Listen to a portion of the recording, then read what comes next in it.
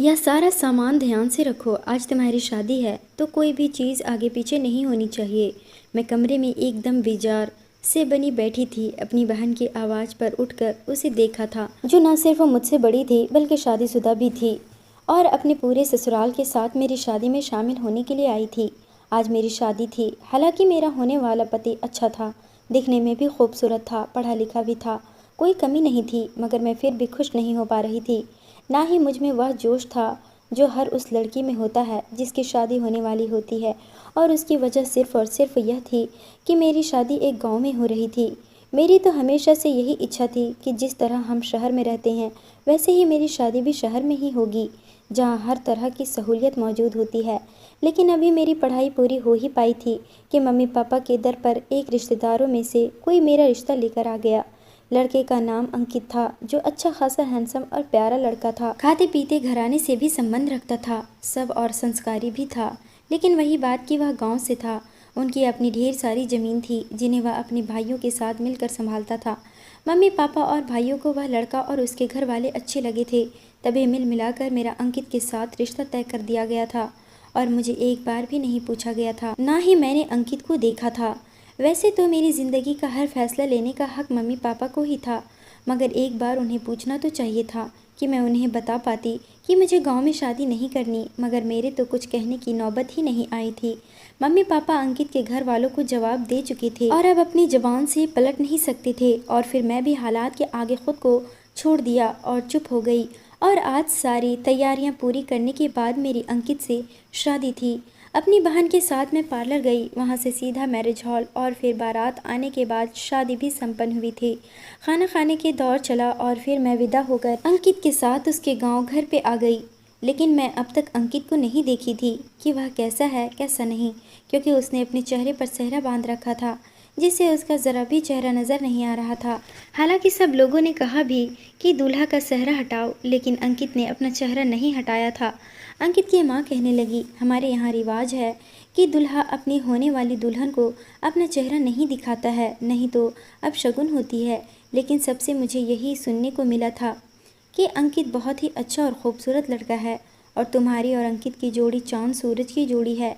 दिल से हर दर्द और वसवसों को दिल से निकाल कर मैं दिल में उमंग लिए अंकित के साथ विदा होकर अपने ससुराल आई थी, जहां आते ही मुझे बड़े से हॉल में बिठाकर मेरे साथ काफ़ी रस्मों रिवाज की गई थी, जिन्हें करते करते रात के 10 बज चुके थे। रस्में ख़त्म हुई तो अंकित उठकर बाहर चला गया, जबकि मुझे मेरी सास और बाकी सब औरतें अंदर अंकित के कमरे में ले गई, जो कि रिवायती अंदाज से सजा हुआ था। मुझे बेड पर बिठाकर मेरी जेठानी और मेरी नंद मेरी तारीफ़ें करने लगी, मगर जब सास ने मुंह खोलकर अपनी बात कही तो मैं हक्का बक्का से उनकी तरफ देखती रही। जो मैंने सुना क्या वही सही है, या सिर्फ मेरे कानों का धोखा था? क्या मेरे कानों ने कुछ गलत सुना था? मुझे ऐसा लगता भी क्यों ना, मेरी सास ने बात ही कुछ ऐसी की थी। मैंने हैरानी से पूरी आंखें खोलकर अपनी सास को देखा, जो बिना मेरी तरफ ध्यान दिए अपनी बात कह रही थी। आसपास मेरी 2 देवरानियां और एक जेठानी और एक शादीशुदा नंद भी खड़ी थी, जो आराम से खड़ी मेरे हैरान से चेहरे की हाव भाव को देख रही थी। मेरी सास ने बात ही कुछ ऐसी कही थी कि मैं विश्वास नहीं कर पा रही थी कि जो वह कह रही है वह सच है या फिर कोई मजाक। मैंने हैरान होकर पूछा, यह आप कैसी बातें कर रही हैं? आखिर अंकित से शादी हुई है तो हम दोनों के बीच पति पत्नी का रिश्ता है, आखिर ऐसा कैसे हो सकता है? मेरी सास कहने लगी, ऐसा होकर रहेगा। जो मैंने कहा है तुम्हें वह बात माननी होगी, जो कहा है उसे कान खोल कर सुन लो और अपने दिमाग में भी बिठा लो।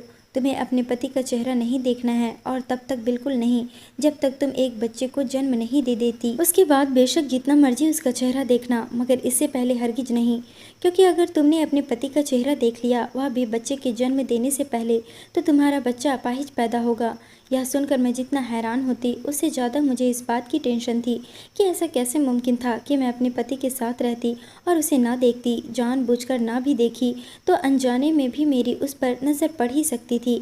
मेरी उलझन मेरे चेहरे पर साफ जाहिर हो रही थी।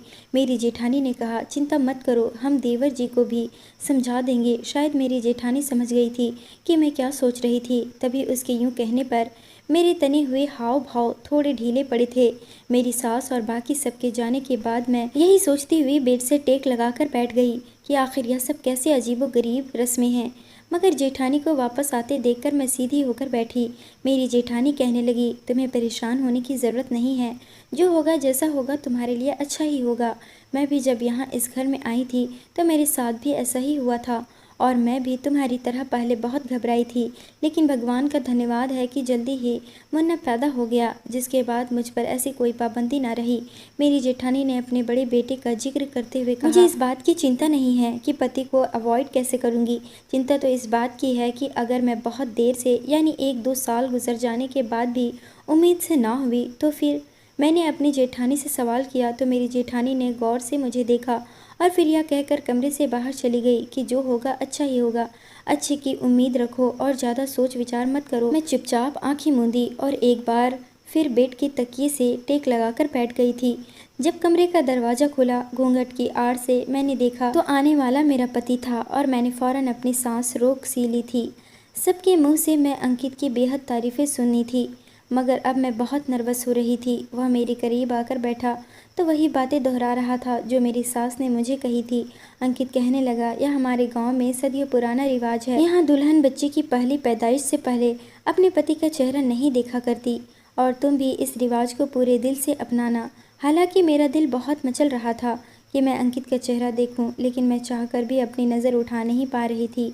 और फिर अंकित ने अपने साथ लाई एक काली पट्टी मेरे आँखों पर बांध दी। उसके बाद अंकित ने मुंह दिखाई की अंगूठी मेरी उंगली में पहनाई और वह बहुत देर तक मेरी तारीफ़ ही करता रहा।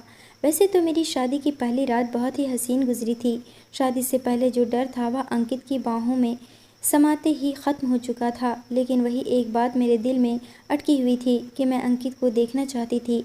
मेरा दिल मचल रहा था कि मैं अंकित को देखूं, लेकिन अपनी सास की और अंकित की बातें याद करके मैं उदास हो जाती। लेकिन फिर मैं जल्दी ही अपनी सास और पति की बातों को भूलकर अपने पति अंकित का चेहरा देख लिया था।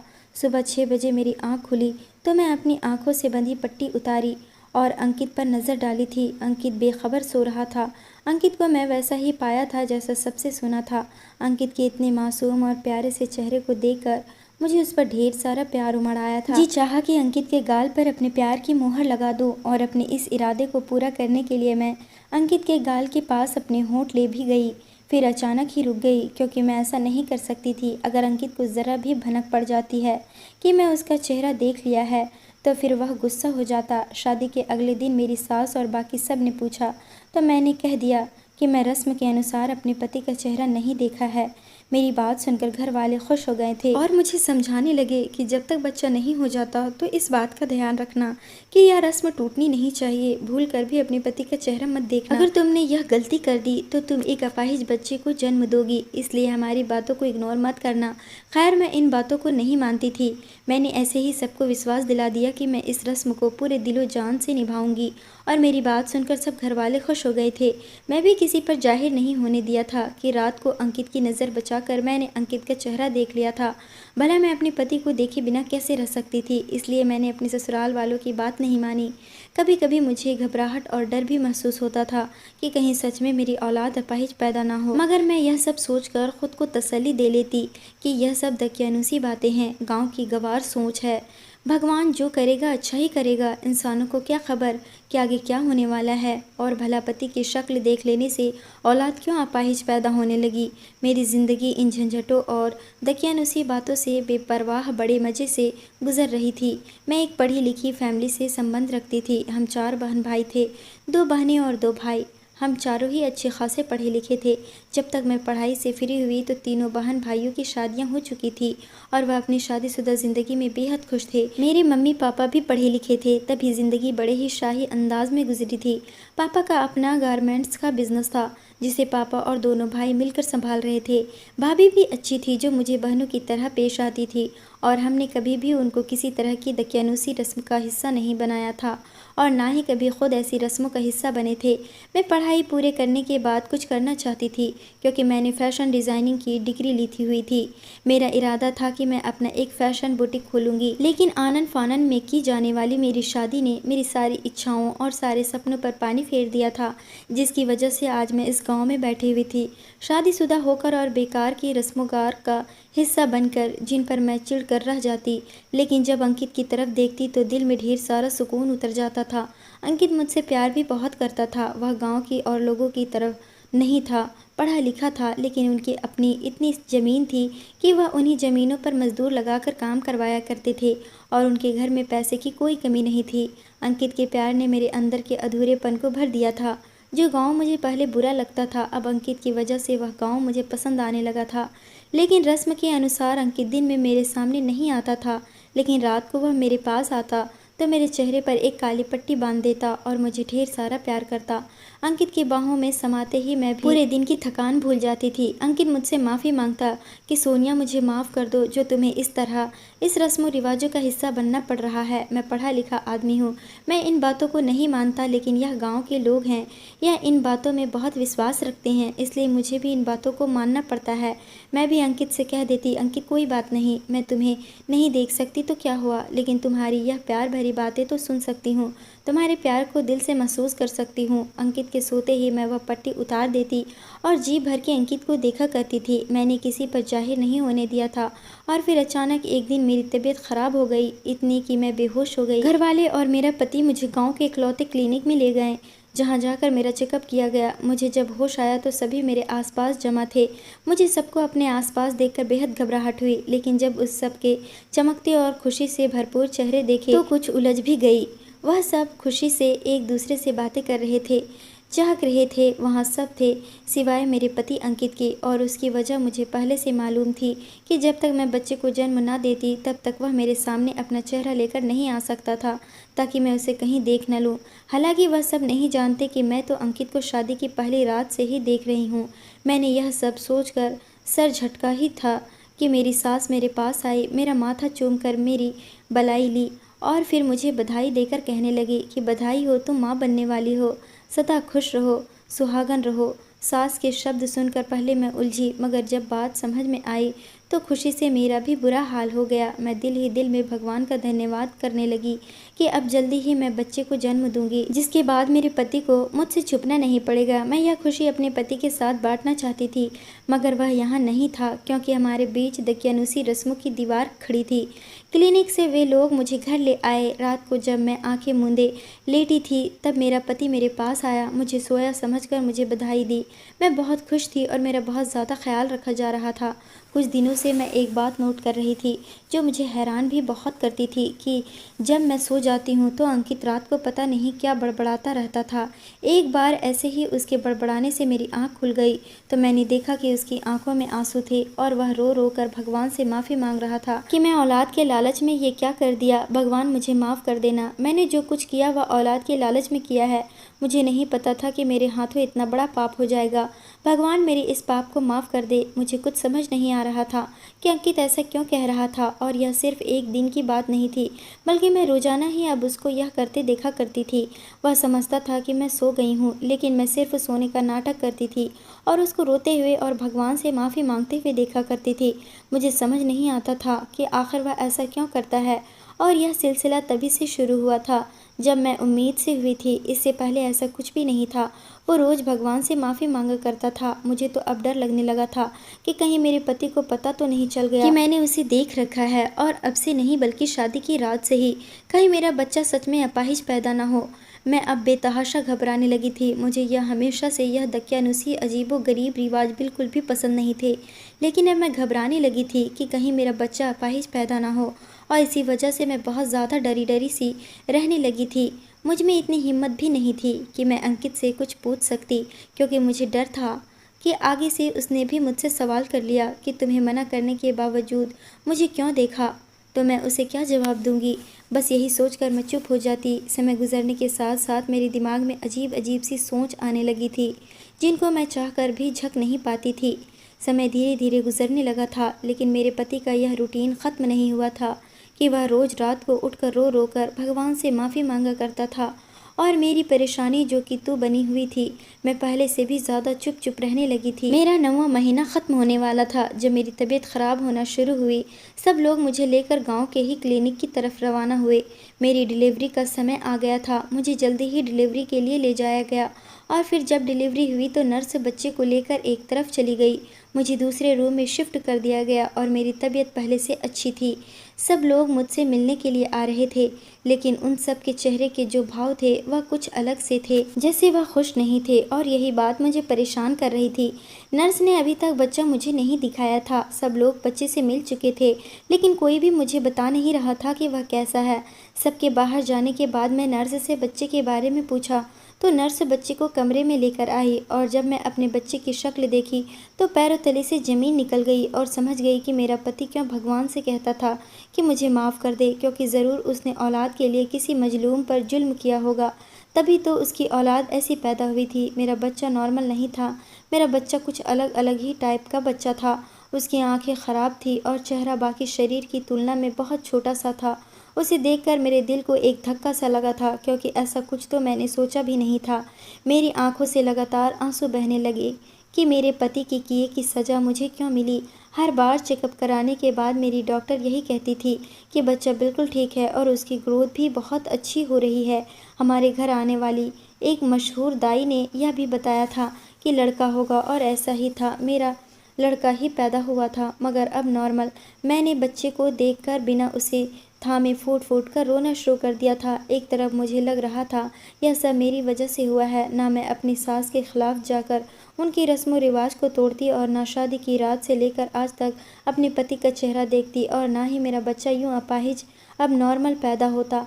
जबकि दूसरी तरफ मेरा दिल कह रहा था कि मेरे बच्चे को मेरे पति के किसी बुरे कर्म की सज़ा मिली है। मुझे कुछ भी समझ नहीं आ रहा था कि मैं किस बात पर विश्वास करूं।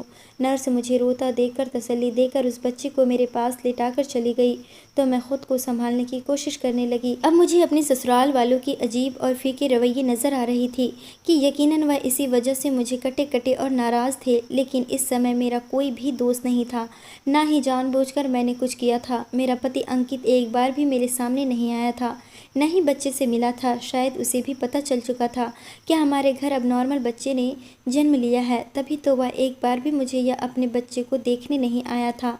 अगले दिन बच्चे को और मुझे घर ले जाया गया, लेकिन सबका रवैया मेरे साथ उखड़ा उखड़ा ही था। जबकि सास और जेठानी ने दबे शब्दों में मुझे कहना भी शुरू कर दिया, यह सब ज़रूर इसकी वजह से हुआ है कि तुमने अपने पति को देख लिया होगा, जबकि तुम्हें मना किया गया था कि अपने पति को मत देखना जब तक कि बच्चे को जन्म न दे दो। और अब तो मुझे भी यही लगने लगा था, जिस पर मैं अब खुद को कोसने लगी थी। मैं चुपचाप उनकी बातें सुनती रहती, क्योंकि बोलने के लिए तो मेरे पास कुछ बचा ही नहीं था। मैं अपने बच्चे की देखभाल में बिजी हो गई थी, जैसे भी था, मगर वह मेरा ही बच्चा था और मुझे उसकी परवाह थी। अंकित एक हफ्ते तक घर नहीं आया था, जिस पर मुझे यही लगा कि उसे भी शायद मैं ही कसूरवार लग रही थी। मेरे घर वाले आकर जा चुके थे और जाने से पहले मुझे तसल्ली और दिलासे देकर गए थे कि उन्होंने मुझे अकेला नहीं छोड़ा, बल्कि वह हर वक्त मेरे साथ खड़े रहेंगे। मुझे जब भी उनकी ज़रूरत पड़ेगी मैं बस उनको एक कॉल कर दूं और वो दौड़े दौड़े चले आएंगे। मेरे बच्चे की पैदाइश को एक हफ्ता गुजर चुका था, लेकिन अंकित ने अपने बच्चे को आकर देखने की कोशिश भी नहीं की थी। और फिर एक शाम जब अंकित अचानक चला आया, मैं उस समय अपने बच्चे को दूध पिला रही थी। अंकित चुपचाप आकर बेड पर बैठ गया। मैंने भी बच्चे को बेड पर लिटा दिया, क्योंकि वह सो चुका था।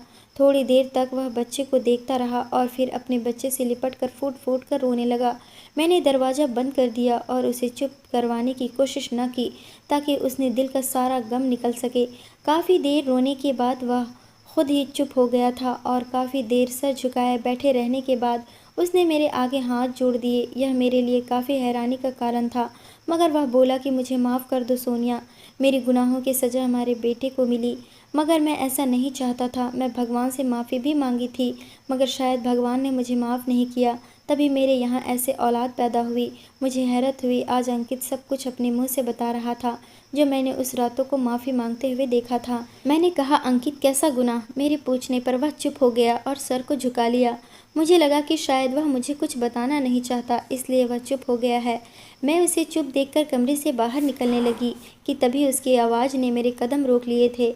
मैं एकदम उसकी तरफ पलटी, जो सर झुकाए धीमे शब्दों में कुछ बोल रहा था या फिर अपने किसी गुनाह को स्वीकार कर रहा था।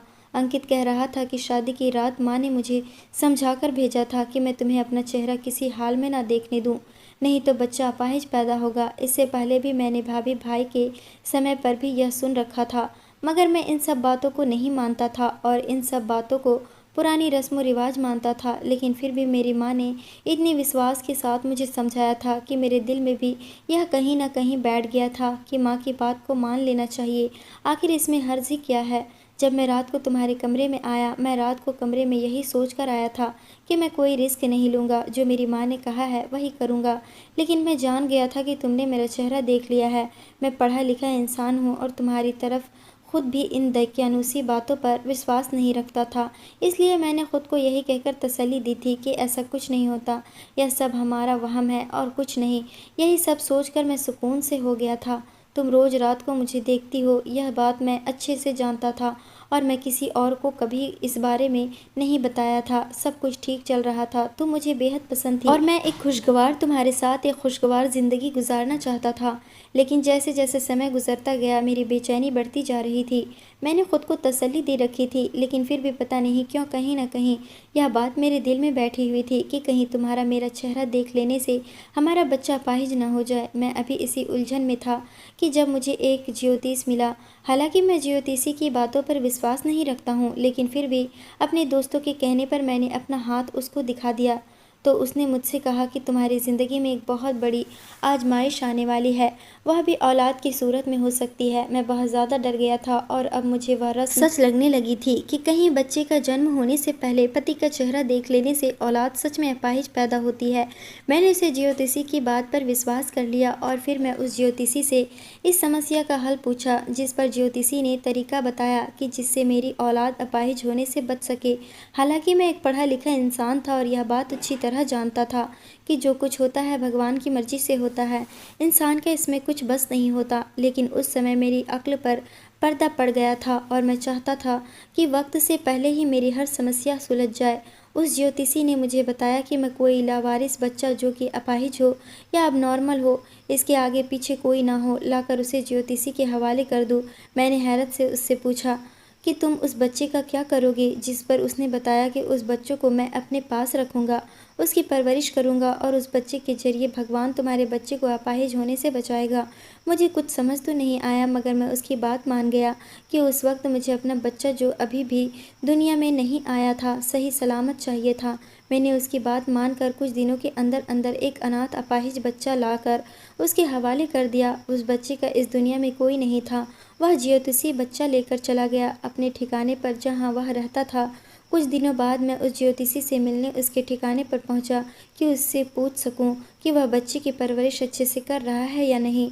लेकिन जैसे ही मैं वहां पहुंचा तो वहां से पुलिस और एम्बुलेंस बाहर निकल रही थी, जबकि उस घर के आसपास लोगों का बेहद भीड़ थी। लोगों से पूछा तो उन्होंने बताया यहाँ से किसी अपाहिज बच्चे की लाश मिली है, जिसे जान से मारकर उसके अंग निकाल लिए गए हैं और यह सब किसी ऐसे गिरोह ने किया है जो इन चीज़ों की बिजनेस करते हैं। मेरी आंखों के सामने उस ज्योतिषी का चेहरा घूम गया, यानी उसने मुझसे झूठ बोलकर यह सब करवाया था। मुझे खुद से शर्मिंदगी होने लगी कि अपनी खुदगर्जी में मैंने क्या कर डाला। मैं सीधा पुलिस के पास गया, वहां पहुंचा और उन्हें बताया कि इस घर में जो रहता था उसको मैंने देखा हुआ है। मैंने उस ज्योतिषी का स्केच बनवा दिया ताकि पुलिस उसे तलाश कर सके और उन्हीं दिनों तुम उम्मीद से हो गई थी। मैं खुश था, मगर अंदर ही अंदर दुखी भी था और डरा हुआ भी था कि कहीं वह सब जो मैंने गलती से किया मेरी औलाद के सामने न आ जाए। मैं अपने किए गए काम पर बहुत ज़्यादा शर्मिंदा था। तभी रो रो कर मैं भगवान से माफ़ी मांगा करता था, लेकिन भगवान को शायद मेरी माफ़ी स्वीकार नहीं थी। तभी मुझे अब नॉर्मल औलाद देकर मुझे सज़ा दी है। सब तुम्हें कसूरवार समझते हैं कि यह सब इसलिए हुआ कि तुमने बच्चे की पैदाइश से पहले मेरा चेहरा देख रखा है, जबकि मुझे लगता है कि यह सब मेरे किए की सज़ा है। यह रस्में सब वहमी बातें होती है जो इंसानों ने खुद ही बना रखी है, जिनका हकीकत से कोई लेना देना नहीं होता। होना वही होता है जो किस्मत में लिखा होता है। सारी हकीकत जानकर मैं दंग रह गई थी, मगर जो हो चुका था उसे बदला नहीं जा सकता था। तभी मैंने अपने पति को सब भूलकर ज़िंदगी में आगे बढ़ने के लिए कहा। एक हफ्ता गुजर चुका था। अब अचानक हमारा बच्चा बीमार पड़ गया। उसे खून की कमी हो गई थी। हमें उसे क्लिनिक ले गए ताकि अपना खून दे सके, मगर जो हकीकत सामने आई उसने हमारी दुनिया हिलाकर रख दी थी। खून का टेस्ट करते वक्त बच्चे का डीएनए हमारे डीएनए के साथ मैच नहीं हुआ था, जिसका मतलब था कि यह बच्चा हमारा था ही नहीं। मेरे ससुराल वालों ने क्लिनिक में बवाल मचा दिया कि हमारे साथ धोखा हुआ है। क्लिनिक के ओनर ने बौखलाकर उस दिन पैदा होने वाले सभी बच्चों की लिस्ट मंगवा ली और फिर बारी बारी सब पेरेंट्स को इन बच्चों के साथ क्लिनिक बुलवाया गया जो उस दिन अस्पताल में पैदा हुए थे। उस दिन कुल 8 बच्चों की पैदाइश हुई थी। 8 बच्चों का डीएनए हमारे डीएनए से मैच करके देखा गया तो एक बच्चा जो बेहद खूबसूरत और पूरी तरह सेहतमंद था, उसका डीएनए हमारे डीएनए से मैच हो गया। उस बच्चे को देखते ही मेरी ममता छलक पड़ी थी। वह तो बिल्कुल अंकित की कॉपी था।